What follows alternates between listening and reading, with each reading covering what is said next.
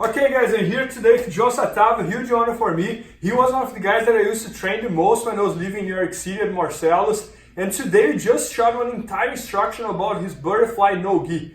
Guys, in my opinion, his butterfly no-gi, in my opinion, he might be the second best guy on butterfly no-gi that I've ever seen. First one is Marcelo. Coincidence, his game is exactly like the Marcelo's one.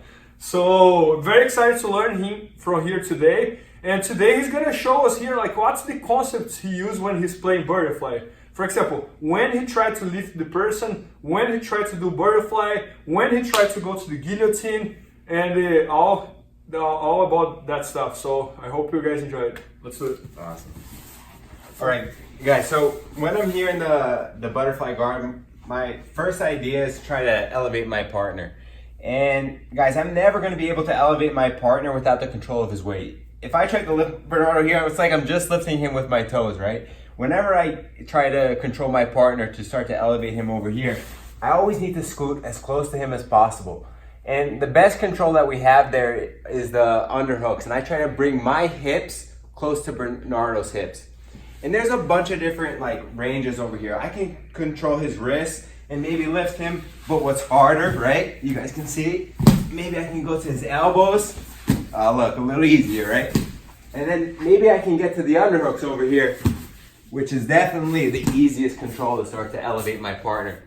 And so this concept of the further I get underneath my partner's base is so fundamental to playing the butterfly guard in terms of when you want to elevate your partner to go for sweeps or to start to set up some submissions. And it really just depends on how my partner's reacting, what I'm gonna choose. So what I mean by that is this. If my partner, let's a little closer, bro. If my partner is more closed over here, chances are he's gonna be easier to sweep. Why? His limbs are tucked in, right? So it's gonna be easier to take out post from it to start to go underneath for various sweeps, right? Or if I'm in tight on him and he tries to pummel me or something like this, yeah, it's gonna be easier to take out post from him because he's easier to sweep, right?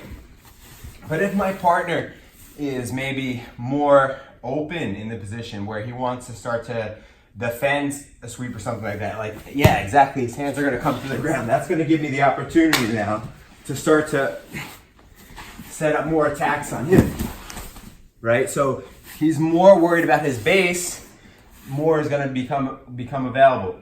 If my partner is further back now, where his hips are very far back away from me, it's hard for me to elevate him and get underneath my partner, right? And what's keeping me primarily away from there is his hands, yes, but also his head. That's when I'm gonna start to take advantage, maybe to like snap him down, or maybe go for the first butterfly sweep as he comes back. I'm gonna go for the guillotine right there. So if my partner, if my partner's hard to sweep, he's giving me the submission. If he's hard to tap, probably he's giving me the sweep. Got it. So John, so for example, so when I'm here, yeah. So basically if I'm all closed, you go for the sweep. Exactly. If I'm all open, you go more for like submission. Yeah, to go for more and if I'm kind of like backing up like this, yeah, that's the time to go to my head. Right. No, I got it. And you have options for all sides. For example, sometimes I see you sweeping persons like coming towards this way, coming towards that way, this way, and this way. Yeah, right? That's right. So one other thing that happens sometimes in the butterfly guard is, again, if my partner is not giving me like a sweep from left or right, a lot of times my partner is going to be like more postured up. So when this happens, a lot of times the neck's not available for the guillotine, even though I can't get his hips on top of me to elevate, I'm going to have to start to think about going more towards like a takedown game. So one good option that we have from here, maybe I was like working like a 2-on-1 control. Bernardo's framing my shoulder over here with his other hand and posturing up to yank his arm out.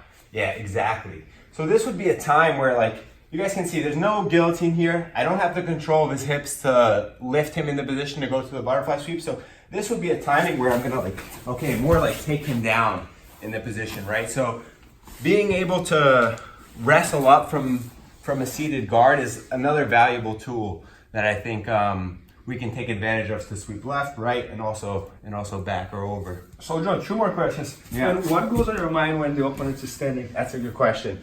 So, guys, I have a bunch of different ideas on my mind when my partner's standing. But the first thing that I need to recognize is that my partner is faster than me when he stands. If Bernardo and I did a race right now, he ran and I had a butt scoot, he would beat me in the race, right? So because this is like on my mind, oftentimes I'll change my base in the butterfly guard. Instead to sit more in like a traditional posture like this, I'll often go to one hip and connect the knee to my elbow over here, making like a frame to block my partner in case he decides to advance on me.